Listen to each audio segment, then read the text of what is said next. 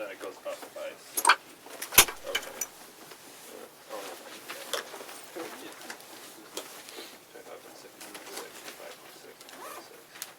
Oh, okay, yeah. No, that makes sense.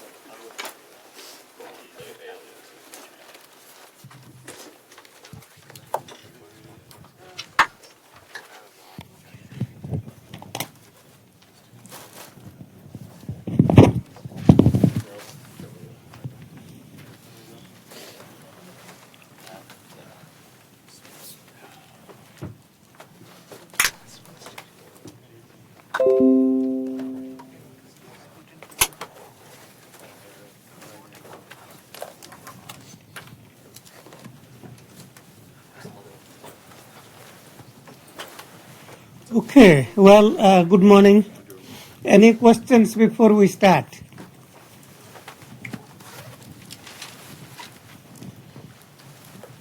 Okay, if not, let's continue with where we stopped last time. So last time I began talking about multirate, and we talked about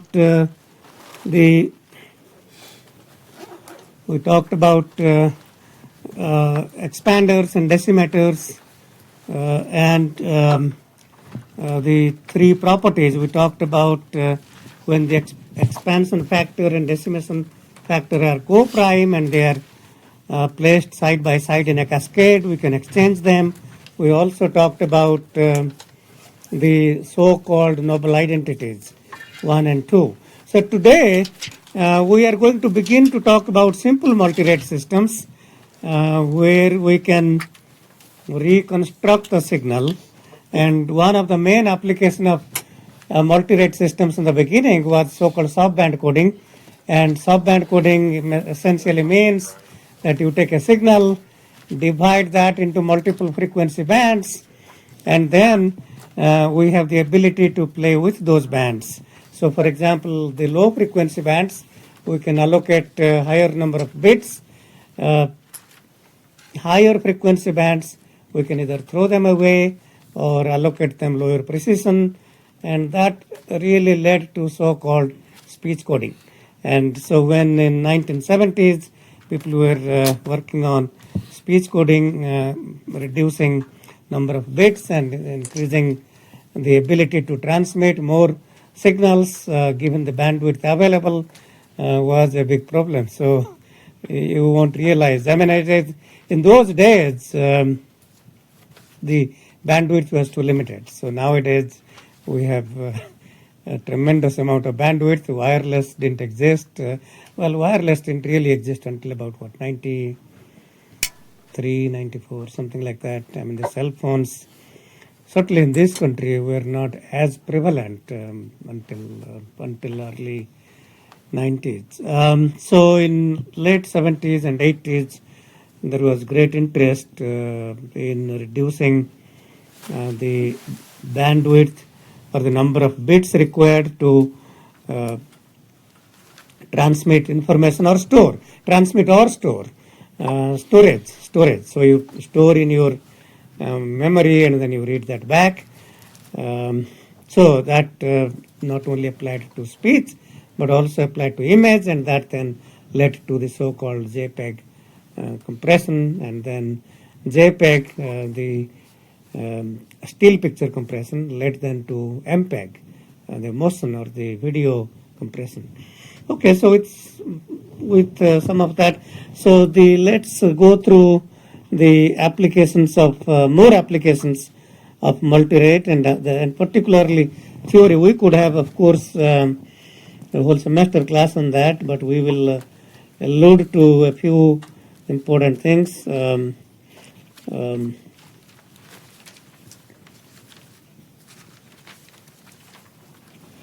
the very simple essence of multirate is to take a signal and divide that into, for a simple case of two-band subband coding or two-band coding. In this case, this is the low frequency band.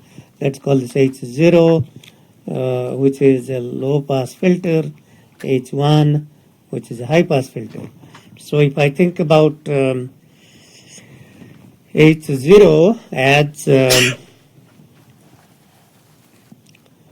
something that is band limited to pi by 2, so something like that, and H1 something like that. Okay, so the idea is if we have a signal xn, then the H0 collects the low frequency content. When filtered by H0, we have the low frequency content, and when filtered by H1, we have the high frequency content.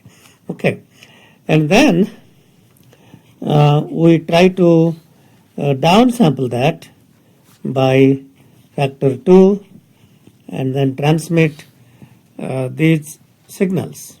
So transmit that in the receiver end, so then it goes through some kind of channel.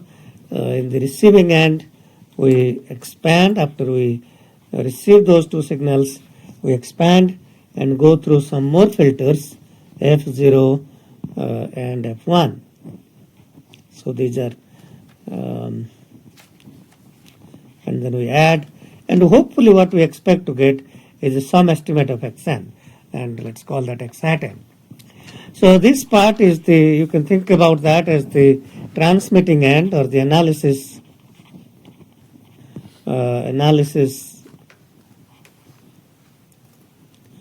part, and that's the synthesis part.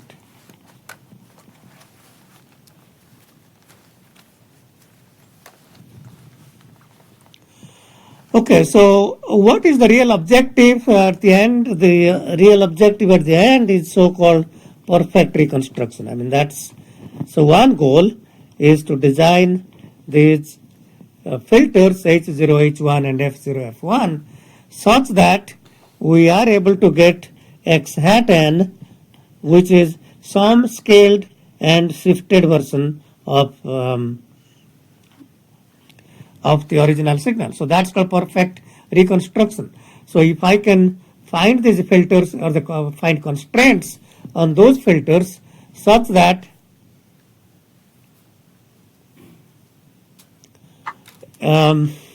the reconstructed signal X hat n is some scaled and shifted version. So it's scaled by some constant C, and if I start with Xn and then it's delayed by some constant n0, then we have been able to perfectly reconstruct Xn.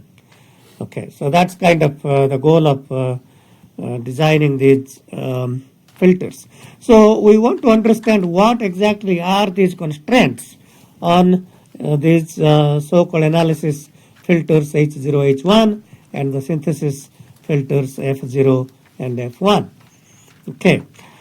Okay, so we can constrain H1Z to be H0 of minus Z.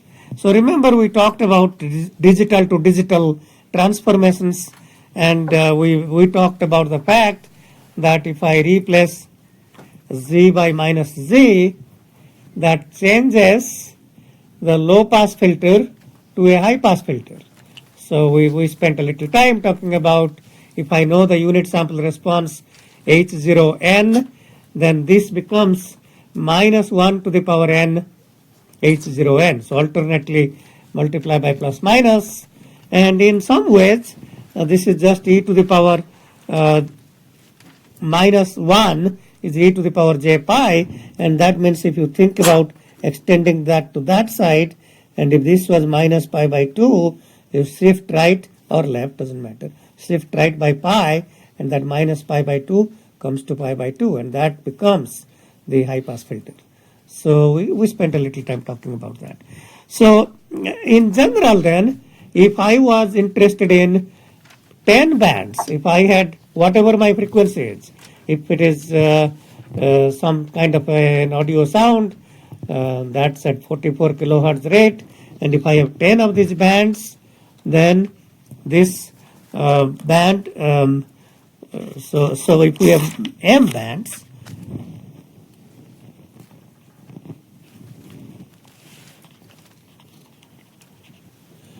then we will have these filters H0, H1,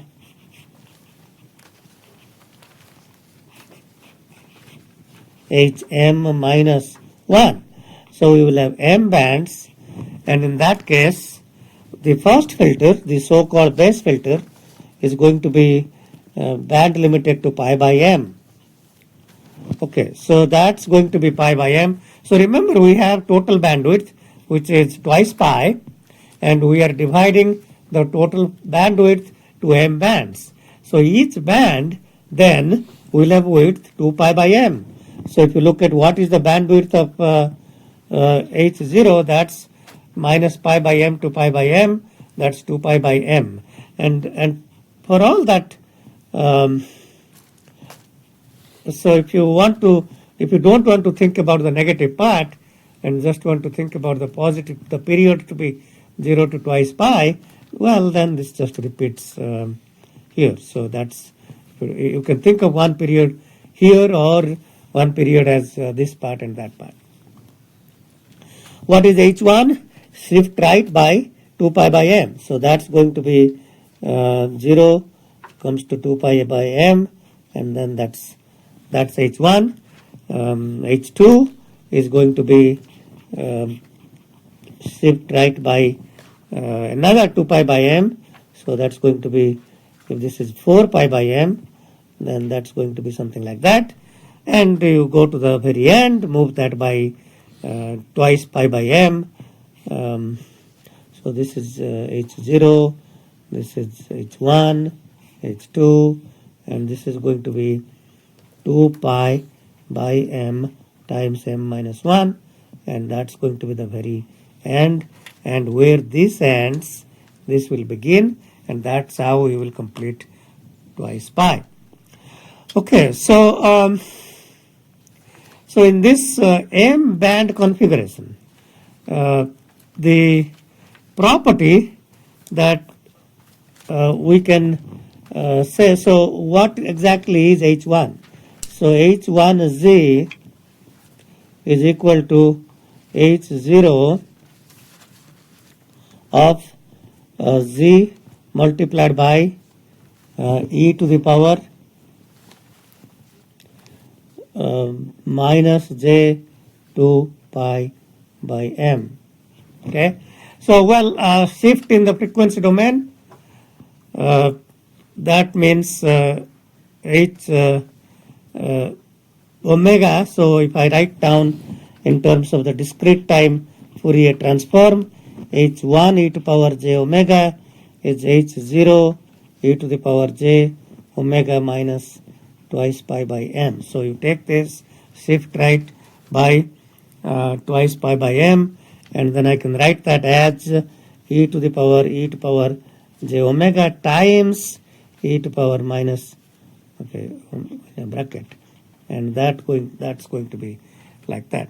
And then if I call this e to the power minus j twice pi over m as some w, and then this can be written as h2, can be written as h0 z w squared, and finally this will be h0 z times w to power m minus 1.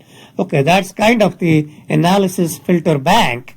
This is an analysis filter bank for an M band multi-rate configuration.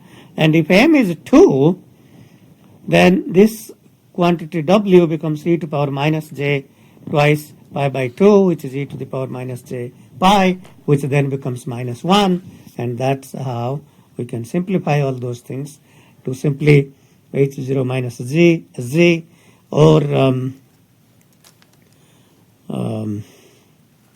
yeah. Okay, so then let's talk about, so I won't get into, let's just stay with the simple example of two band for now, and then continue with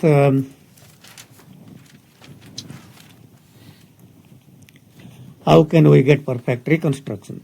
Okay, so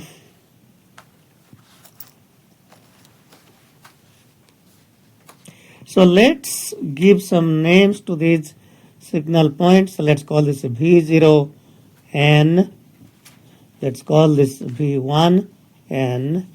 So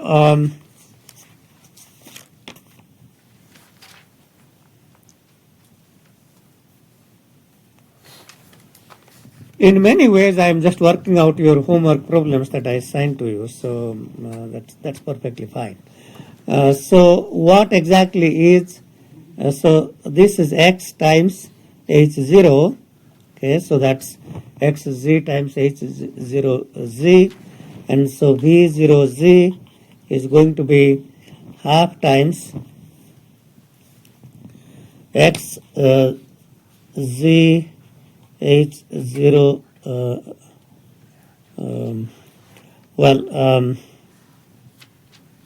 xz to power half h0. So this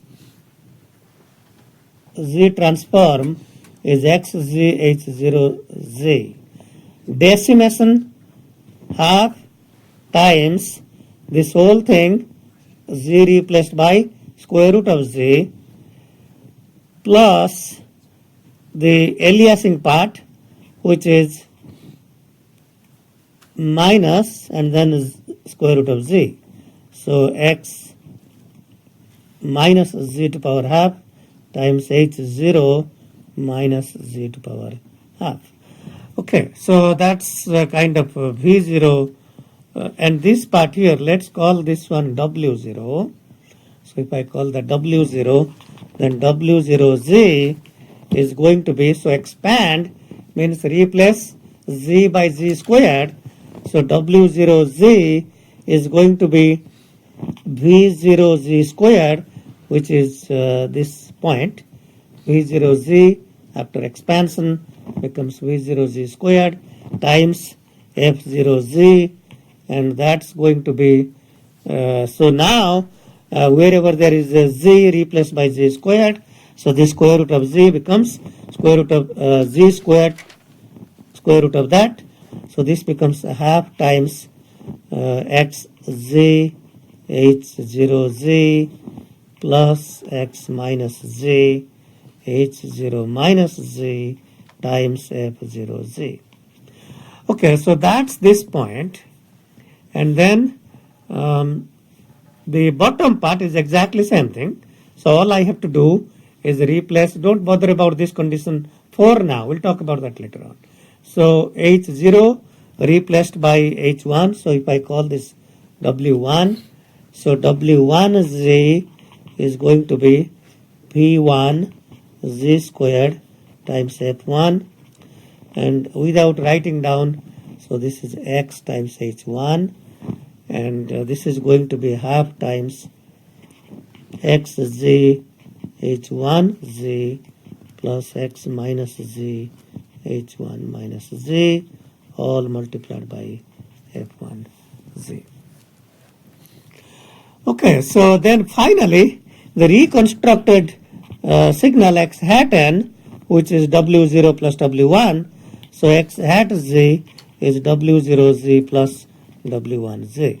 So that's what we want to compute. So we want to substitute this w0 here and this w1 here, and then compute x hat z in terms of xz, and then the analysis filters h0 h1 and the synthesis filters f0 f1.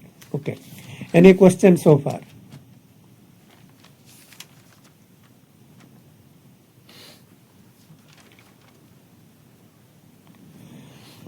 Okay, so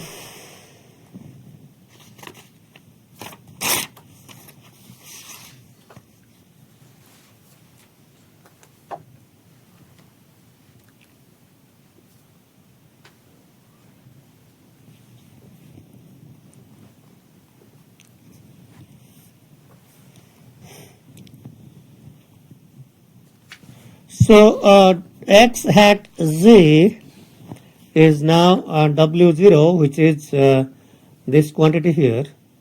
Okay, so what we want to do now is write that as half times. So let's take xz outside a bracket. So I'm going to combine, we will combine the terms containing xz from both places and then combine the terms containing x minus z. These are the earliest parts. These are the original parts that we want to retain. So if we multiply this f0 and then take xz outside a bracket, so we have h0 f0 plus h1 f1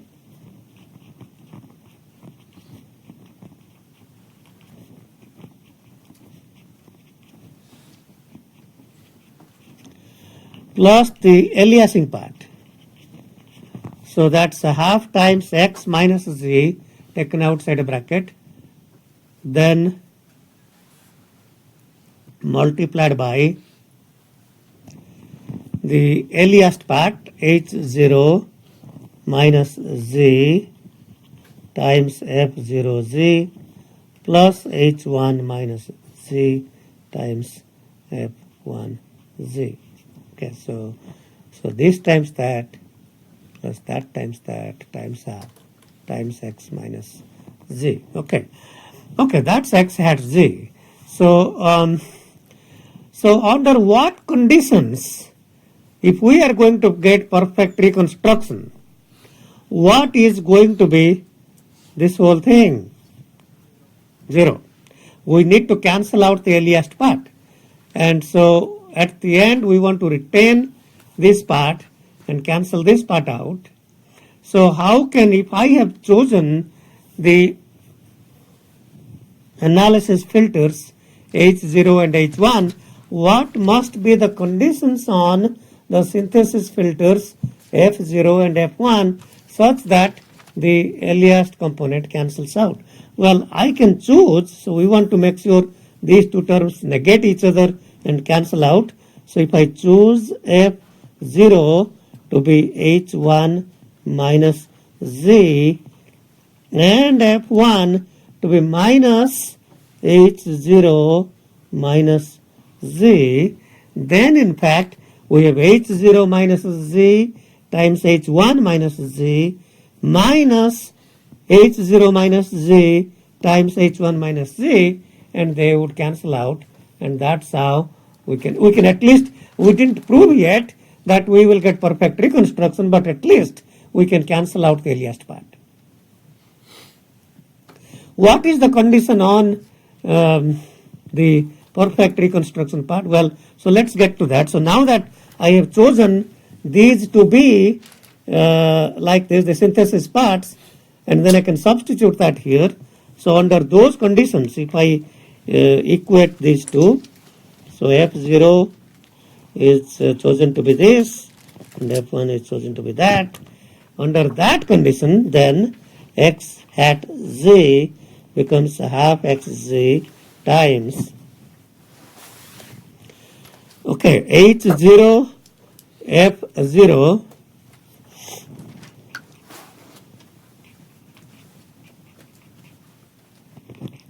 plus F1 H1, F1 is minus H1.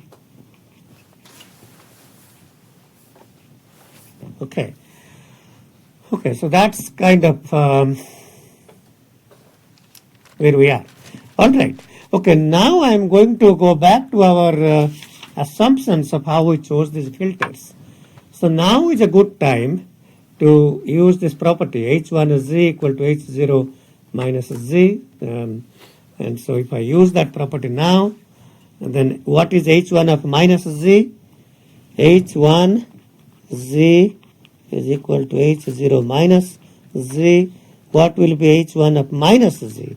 Replace Z by minus Z, and that will be H0 Z. Okay, so that then becomes half xz times H0 squared Z minus H1 Z is H0 minus Z. So I can either write that as H0 squared minus Z or H1 squared Z. Either way, it doesn't matter. Okay, that's so the transfer function, the effective transfer function P of Z or I could, I guess, the effective transfer function T of Z of the whole system. So T is the transfer function from x to x hat, and that's going to be x hat z by xz, which is now going to be half h0 squared minus h0 squared minus z. Okay, so then I can write that as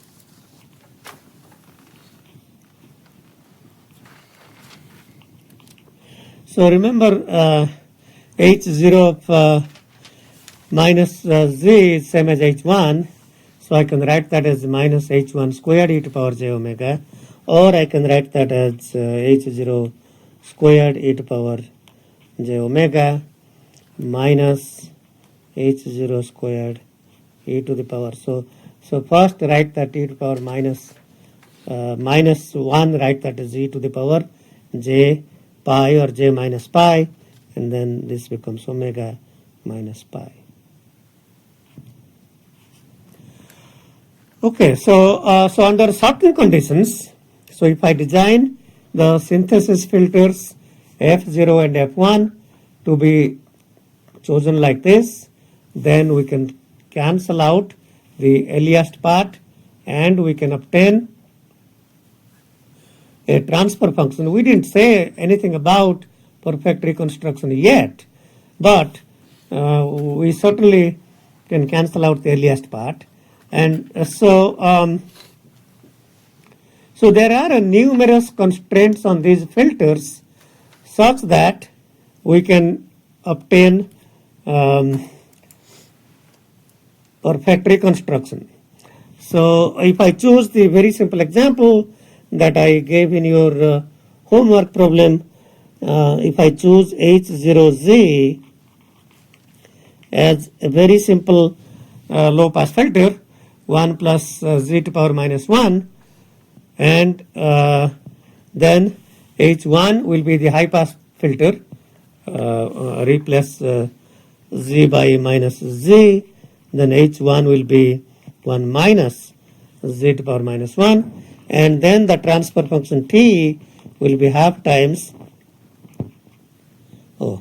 I should not be writing like this. This is T e to power j omega. So T of z would be 1 plus z to power minus 1. So this is h0 squared minus h1 squared. So this is h1. So h0 squared is 1 plus z to power minus 1 squared minus h1 squared. h1 squared is 1 minus z to power minus 1 squared. And that's going to be a plus b whole squared minus a minus b whole squared is 4ab. So that's going to be 4 times z to power minus 1, and that's 2z to power minus 1. And now in fact we do have a perfect reconstruction property. So you can see that the output x hat n is simply going to be 2 times xn minus 1.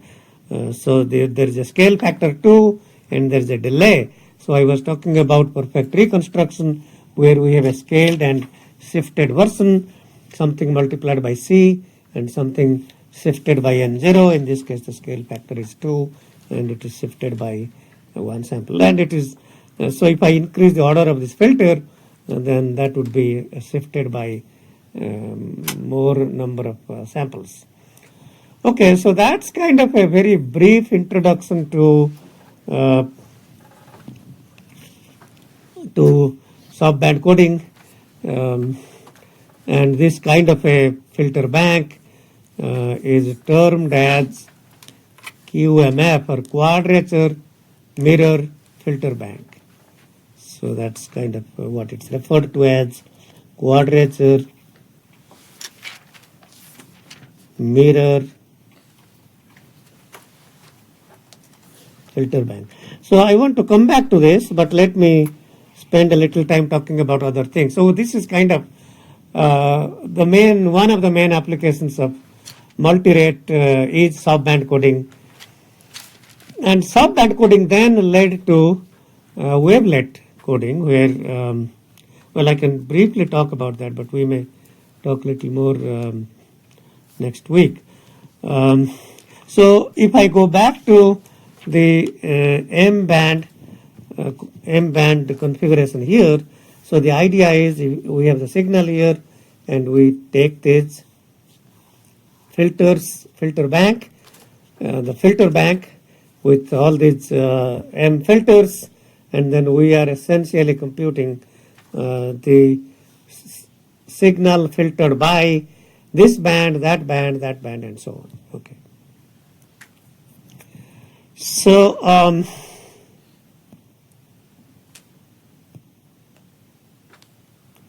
so what exactly? How many of you have heard of something called wavelets? Anybody in this? Just one or two. Okay. So the idea, we'll talk about wavelet, but let's talk about why is it that we have Xn and H0, H1, and then why do we need all these downsamplers and expanders? You know, I certainly could just transmit H0 as it is, H1 as it is, and reconstruct. Any thoughts about why one is interested in this downsampling this data? Yeah, go ahead. Does it make it easier to transmit it? Or Transmit fewer samples. yeah. Transmit fewer samples. Yeah, easier meaning transmit fewer samples. So the reason we want that downsampler, if I start with 10,000 samples, think about certain 10,000 samples here. I filter that. How many samples do I have after filtering? 10,000 samples. Well, it's a filter. Filter is a single rate system. So it's not changing the sample rate. And then I filter by the high pass filter. How many samples do I have? Another 10,000. So in a sense, the total number of samples I have after these two filters is 20,000 samples. So it defeats the very essence of what we are trying to accomplish. We are trying to accomplish bandwidth, increasing the bandwidth utilization. We are trying to reduce the bit rate. I mean, that's what speech coding is, or image coding is. So we are trying to reduce the bit rate of the signals. So it defeats the purpose if I have to transmit 20,000 samples from 10,000 samples. And that suggests that, well, okay, if I downsample these two, then I can certainly still be left with 10,000 samples. Okay, so, and in some ways, we don't really lose information. Why don't we lose information? Because remember, we argued that this H0Z is band limited to pi by 2. So after downsampling, you stretch that by factor 2, and then that goes to pi. So in some sense, I don't lose any information. There is no information lost by downsampling. Of course, if I downsample by factor more than 2, then information would be lost. But taking a filter bank that's in the very general case, that's band limited to twice pi over m, and then downsample by factor m. So each of these analysis filters would be followed by downsampling by factor m, more like here. And then at the receiving end, each of these expand by factor m, and then we have m synthesis filters, f0 through fm minus 1, add them, get back the reconstructed signal. That's simply the filter bank for m bands. Okay, so is it clear that why we don't lose information if I downsample by factor 2? Okay, good. Good, very good. So, okay, so that part is clear. So we'll come back to filter wavelets maybe a little. Let's keep the mystery for next week. I want to help you with enough theory that you can do your homework. So everything I teach today should help you complete next homework. So we'll return to that. We'll return more to these kinds of things. But let's continue with using noble identities to implement expanders and decimators. So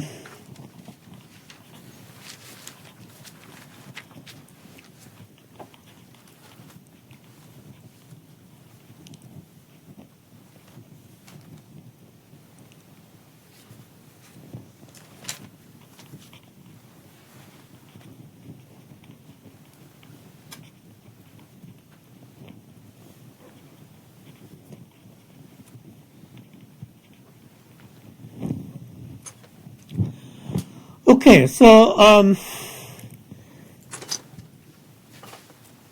so one of the goal is, so what exactly does expander, what exactly does an interpolator do? So an interpolator takes the signal, expands by inserting zeros, and then goes through an interpolation filter. So that's an interpolator.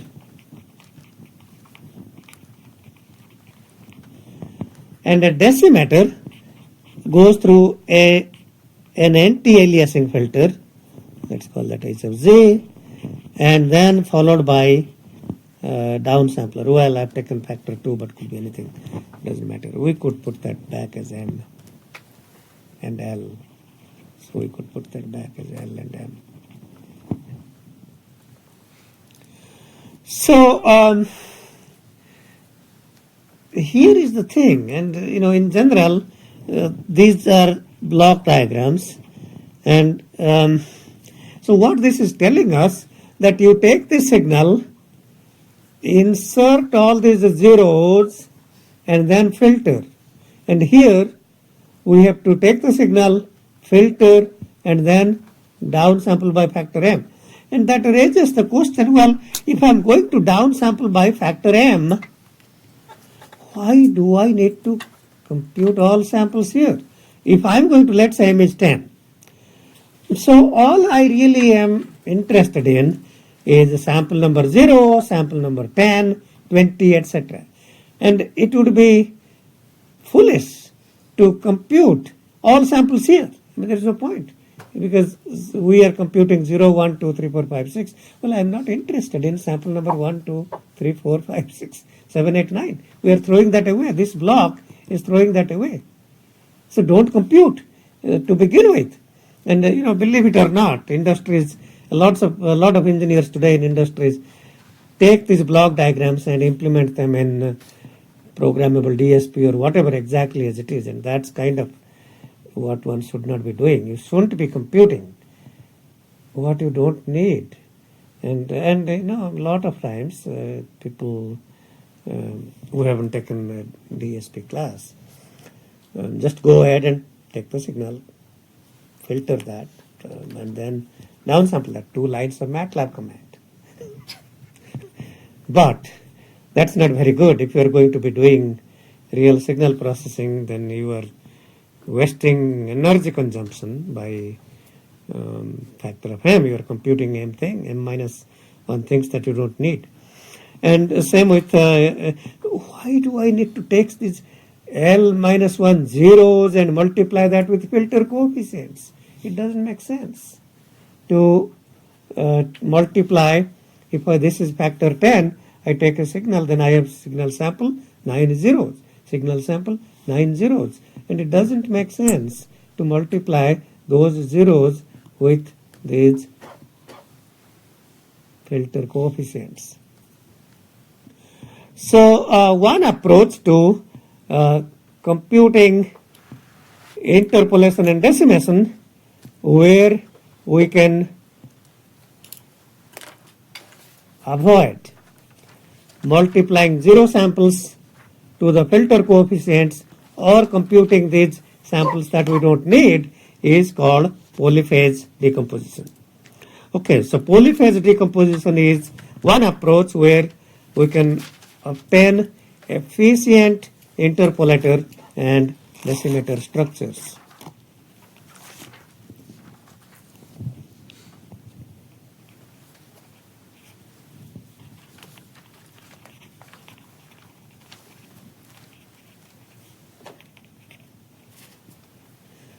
I should probably have given you some more problems on this, but I don't think I did. But still, well, let me see if I can add one or two problems. Okay, so the idea of polyphase decomposition, let's say polyphase decomposition by three phases. So if I have a signal xn whose z transform is xz, and let's say this is starting with sample number 0, then I can write that as x0 plus x1 z to power minus 1 plus x2 z to power minus 2, and so on. And the whole idea of polyphase decomposition or three-phase or in general m-phase decomposition is to write this down by collecting. So I can write this as x0 plus x3 z to power minus 3 plus x6 z to power minus 6. So collect these terms 0, 3, 6, 9, 12, 15, etc. Next, collect all these other terms. Phase 1, 1, 4,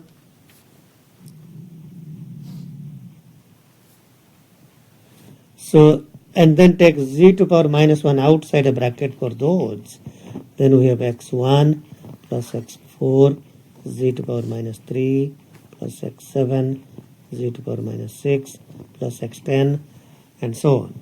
And then take the next phase x2, x5, x8, and take z to power minus 2 outside a bracket.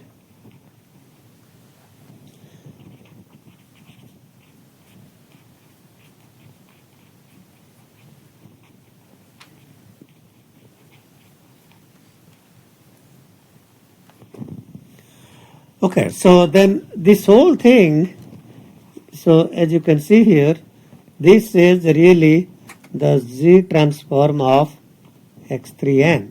So this contains signals X0, X3, X6, this is next phase, X3n plus 1, X1, 4, 7, 10, and this is a Z transform of X3n plus 2, which is X2, X5, X8, etc.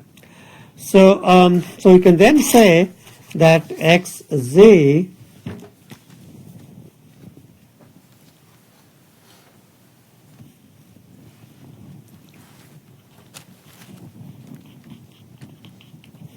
is equal to x0 z cube. So the first component, which is all of that, and we write that, remember that this is a polynomial in z.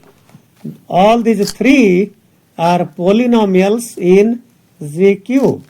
If this was 10 phase, then this would be polynomials in z to power 10 plus z to power minus 1 x1, so that's sample 1, 4, 7 or x3n plus 1 z cube plus z to power minus 2 x2 z cube. These are all polynomials in z cube. There is no z to power minus 1 or z to power minus 2 or z to power minus anything with that's not multiple of 3. Like there is no z to power minus 100 in any of these. You will have z to power minus 99. That's a multiple of 3. So that's what is in general then the polyphase representation of any signal is simply written as x I z cube z to power m times z to power minus I equal to 0 to m minus 1. So that's the representation of the Z transform XZ in terms of the m polyphase components x0, x1, x2 up to xm minus 1. Okay, so now that we know that, well, it is possible then to express any signal xn using a polyphase representation like this. Okay, so then how do we go back and use that polyphase decomposition to simplify expanders and decimators?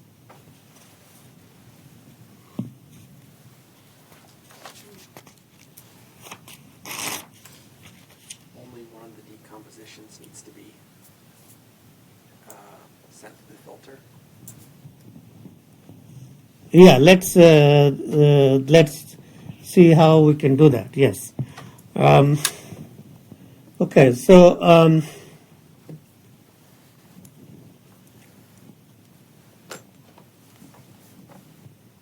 so let's start with the decimator. So we have a filter H of Z followed by a downsampler by factor M.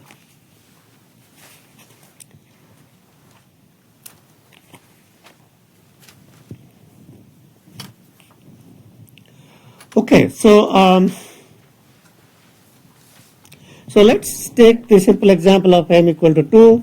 Then just like the polyphase decomposition of the signal, we can also do a polyphase decomposition of the filter. So I can write Hz equal to H0 Z squared plus Z to power minus 1 H1 Z squared. So what does that mean? Well, it says that, let's say that H of Z is A plus B Z to power minus 1 plus C Z to power minus 2 plus D Z to power minus 3 plus A Z to power minus 4.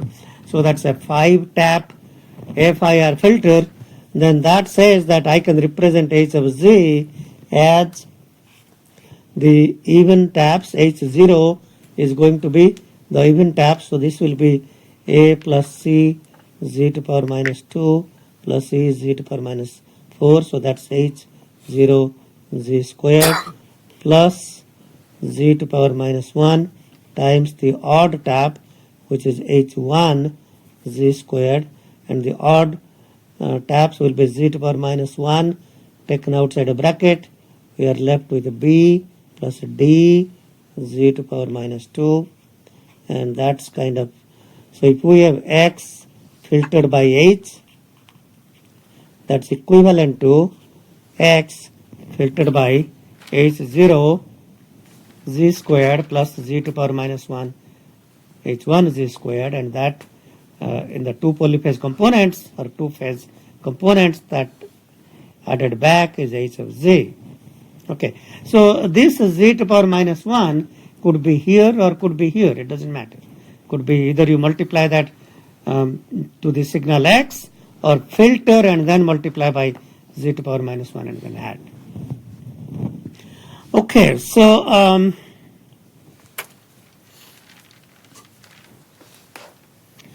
so let's then substitute. So we take that filter and substitute here. So if I do, yeah, go ahead. Diagram, Professor, are you saying that you are decomposing X first also into polyphase? No, the polyphase is only applied to filter. The signal X is left as it is. There's nothing going on. The signal comes in. I just described the polyphase idea using some signal Xn, but the X here, the polyphase decomposition is applied to the filter, not to the signal. Okay. Well, that could be done some other, that could be done as well, but I'm not talking about that now. Okay, so if I take that and then substitute that here, so So basically we have H0 and then multiply by z to power minus 1 and H1, add, and then followed by downsampler. Okay, so that's kind of what we have here. So how do we simplify?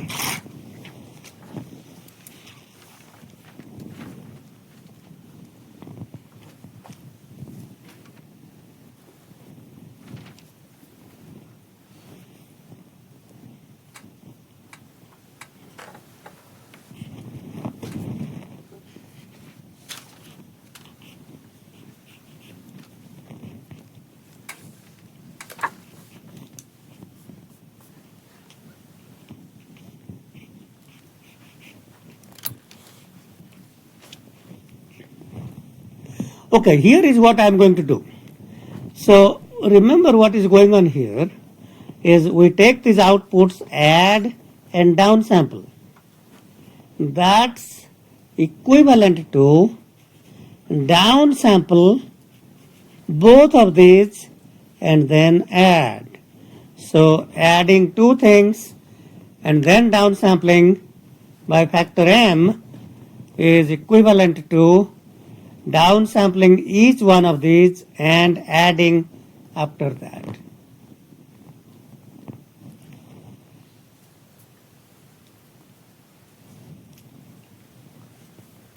Well, I should use m equal to 2 because, okay, this 2 and m are same numbers. Either this is z to power m, so in this particular example, this is 2.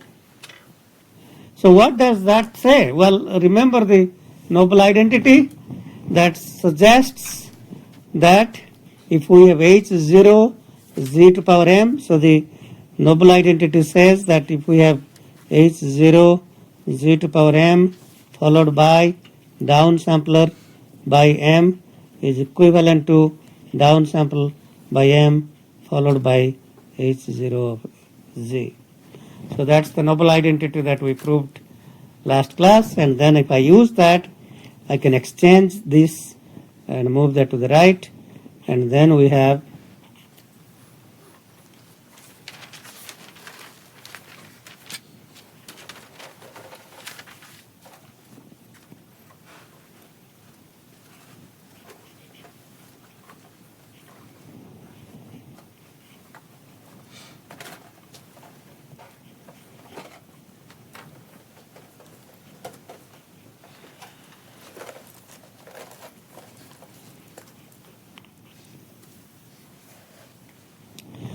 okay, so there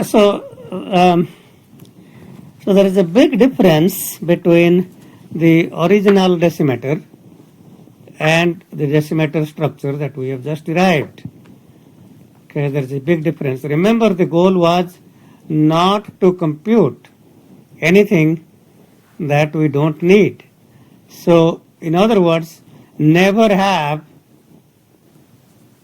a decimator at the output, rather bring it to the input, and that's what we are doing here. We are throwing out samples that I don't need. Okay, we are throwing out samples first that we don't need, and then we are computing what we need here. Okay, so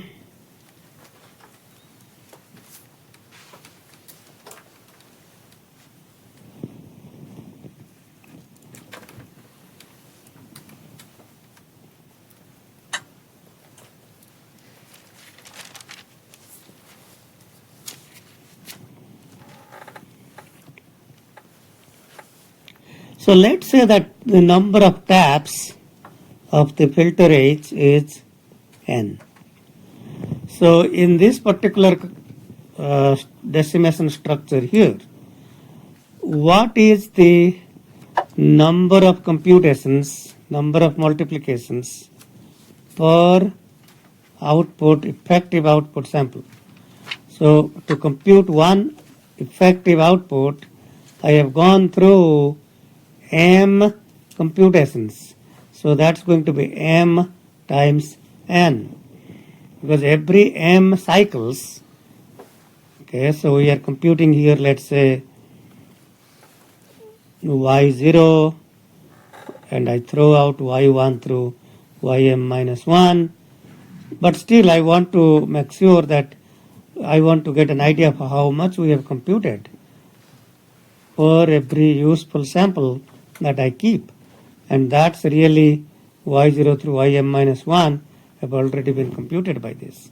And to compute all these m outputs, each filter is n taps, then that's m times n multiplications per output. Now, what is the number of multiplications per output here? So,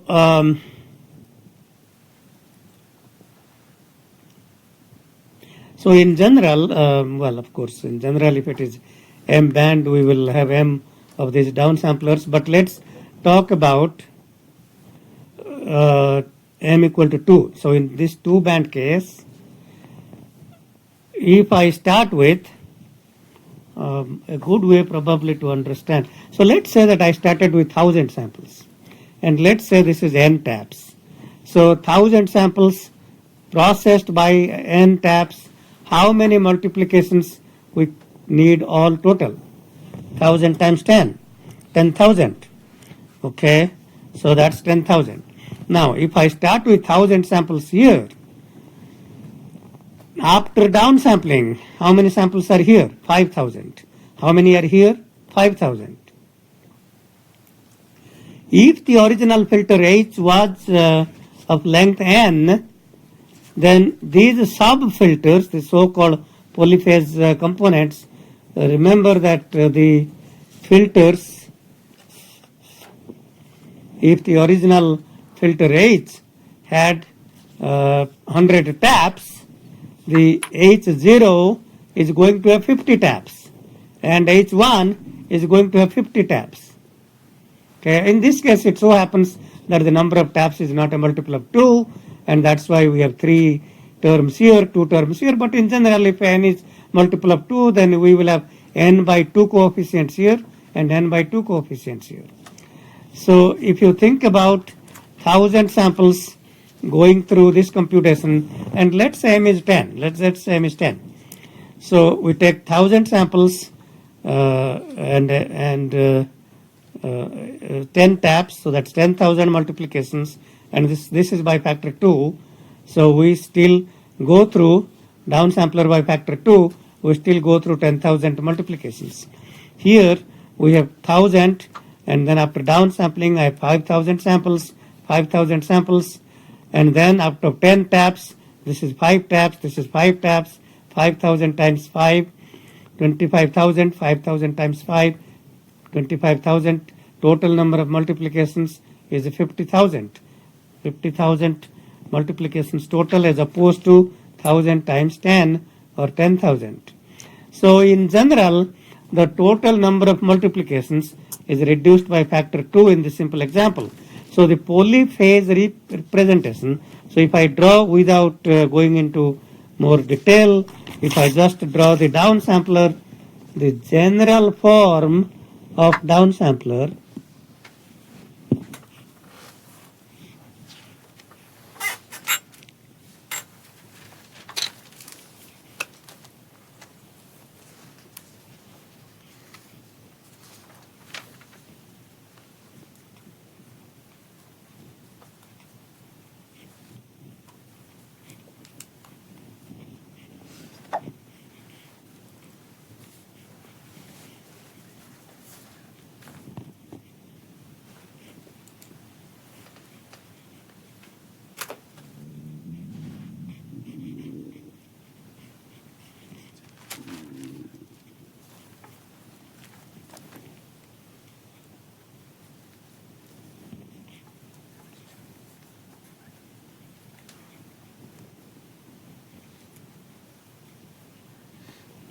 So in this particular form, if the original filter H of Z is n taps, then the number of taps for each one of these will be n by m taps, because these are m polyphase filters.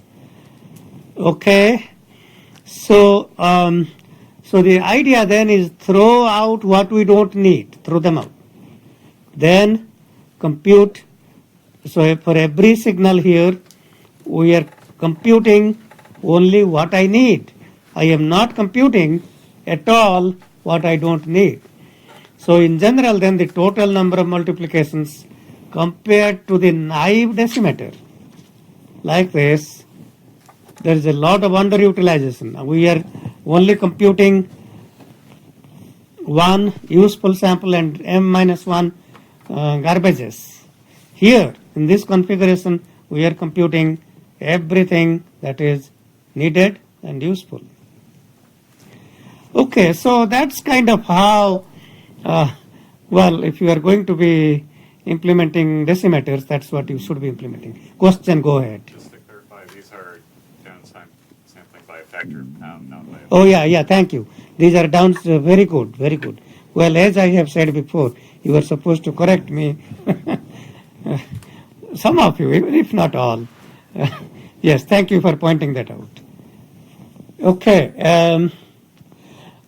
So the very essence of polyphase decomposition is to avoid computing garbages such as garbage samples, or as we will see next in the interpolation case, multiplying by zeros.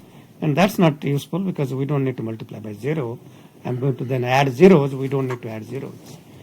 Okay, so any question about how this is an useful decimeter structure where we have exploited polyphase decomposition of the filter to these M polyphase components. Okay, so yes. I guess so. We reduce the number of computations by n. By M, yes. Yes, I mean we are computing everything that we need. So number of computations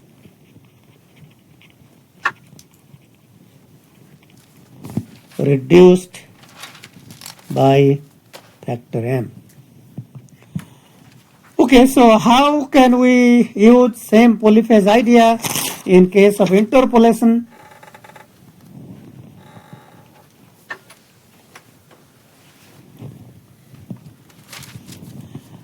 So in the case of naive interpolation case, we expand and then filter.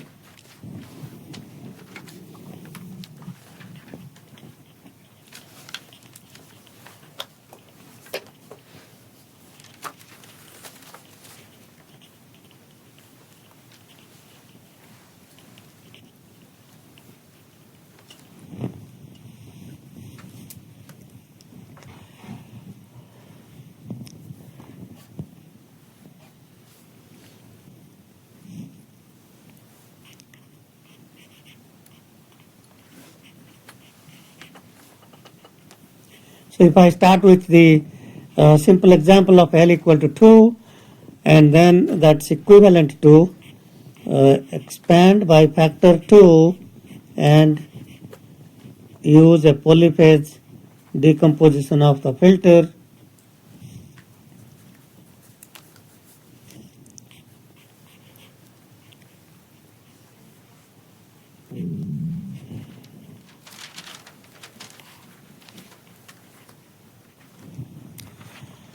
Okay, so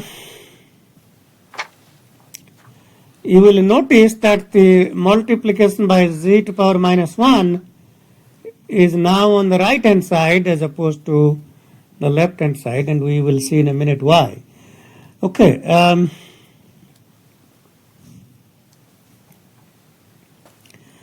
So this then is equivalent to, so what we are doing here, we are taking the signal x, expand by factor 2, and then filter. So that's equivalent to expand and filter. So we can, in each path, I can expand in each path.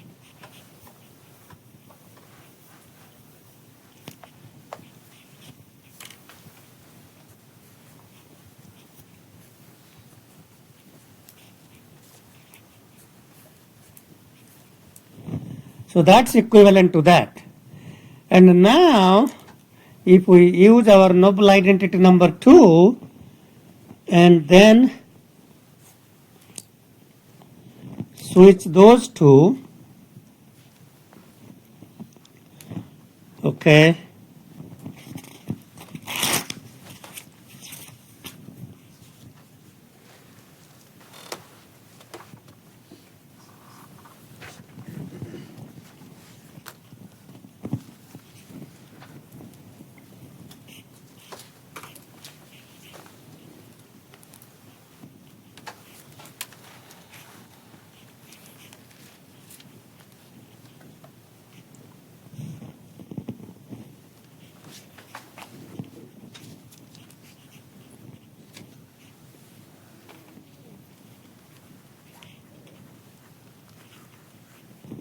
okay, so that's, now we are using noble identity number 2. So H0Z squared comes to the left, becomes H0Z.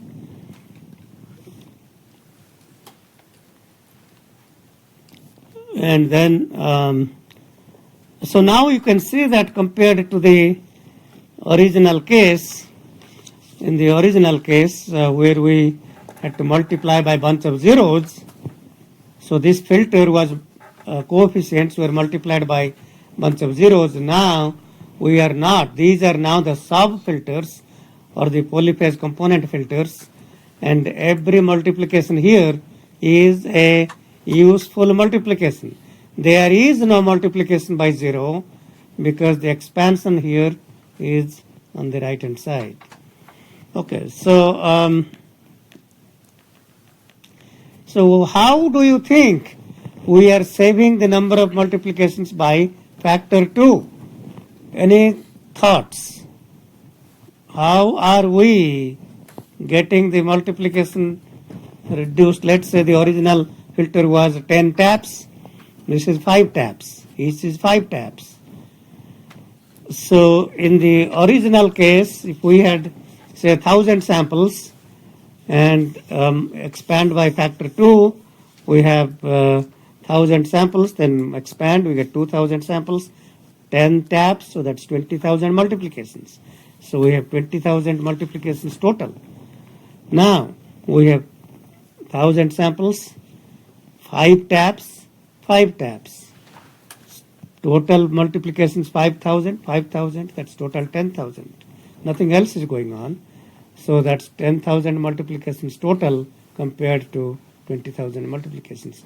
But there is something more inherent that I want you to notice. So let's say that after we take some signal here and we filter by the polyphase components. And let's say that this signal here is A, B, C, D, and this signal here is A prime, B prime, C prime, D prime. So what exactly is the output here? What is this signal? So you expand, what do we get? We get A 0, B 0, C 0, D 0. And you expand, we get here A prime 0, B prime 0, C prime 0, and so on.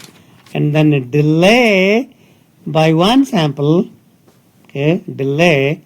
So that means we get here 0, delay means A prime becomes available in the next one, 0 A prime, 0 B prime, 0 C prime, 0 D prime, etc. And then add these. So A plus 0 is A, 0 plus A prime is A prime, B plus 0, B, B prime, C, C prime, D, D prime. So you may think that we are adding these two. Nothing is being added.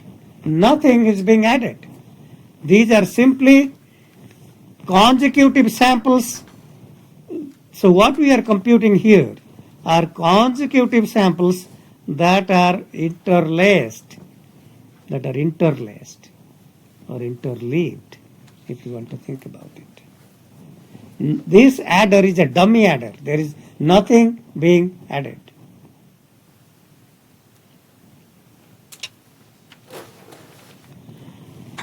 Okay, any question about how we have succeeded in using polyphase decomposition to reduce the multiplication complexity in interpolators and decimators? Okay, this is probably a good time to go back where we started. So let me see if we can go back to, so we had not, so again, well, okay, we are back to square one. I mean, there is no need. So if you think about the very essence of subband coding, well, I did explain that downsampling by factor 2, if this was already band limited to pi by 2, downsample by factor 2, no information is lost. And all of that is good, but it still doesn't make sense to compute a lot of things that we don't need. Because this is still computing what we don't need, and then we are throwing that away. So in other words, how do we use the decomposition in a way that we throw away what we don't need first, as opposed to computing and then throwing away? In other words, how do we get an equivalent structure of the quadrature mirror filter bank that exploits polyphase decomposition? We want to embed the polyphase decomposition idea to this structure here. That's the goal. Okay, I mean, essentially we don't want to throw out, move the decimators to the left, use polyphase decomposition. So to do that, let me assume, so we are now going back to beginning. So we have UMF, quadrature mirror filter bank, using polyphase decomposition.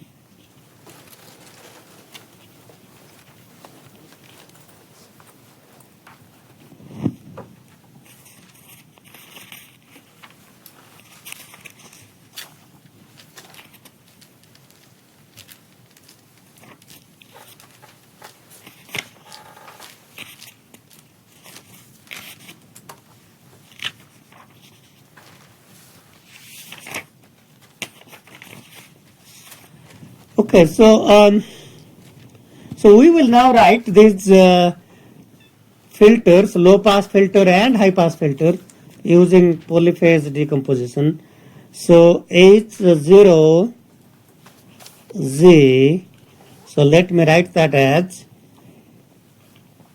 E0 Z squared plus Z to power minus 1 E1 Z squared. Okay. So we are writing the low pass filter using two-phase polyphase components, and I am also going to use this fact H1Z equals H0 minus Z. So H1Z is equal to H0 minus Z. So wherever there is Z, replaced by minus Z.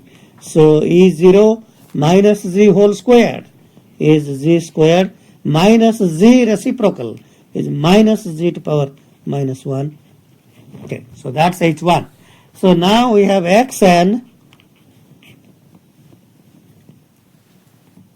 going through, so what we want to compute is Xn going through H0, which is, okay, so we have Xn, and this is Z to power minus 1, and we compute by E0 and by E1. So what we want to compute, so X times H0 and X times H1 would be X times E0 plus Z to power minus 1, X times that, which is X times E0 plus that. Okay, so we have X, Z, so we have computed so far E0 X times E0 Z squared and Z to power minus 1 X times E1 Z squared.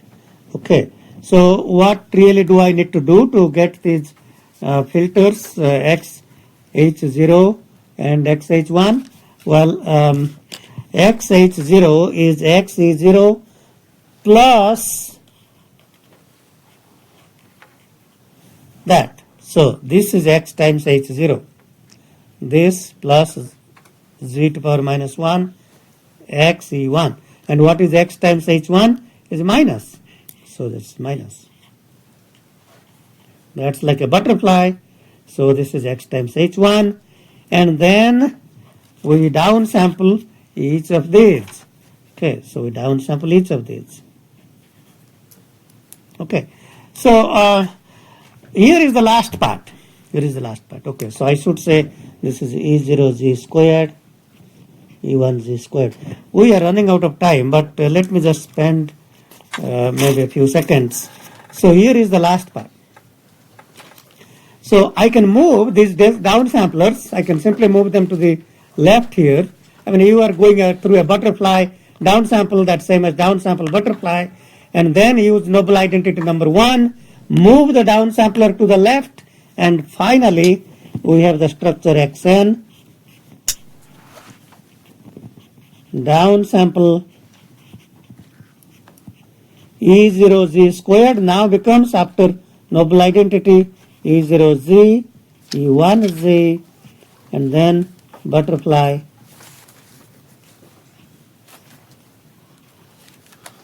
and those are the signal parts. So that's the equivalent structure of this part. So that's our V0n and V1n. So anyway, the reconstruction is similar. So we have run out of time, but that's kind of a good intro to multirate DSP. We'll continue this next class.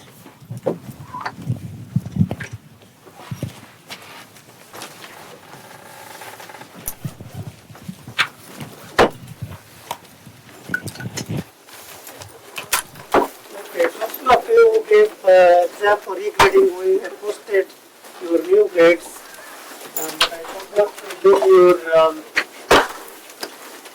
exam with me. You can come to my office and collect them.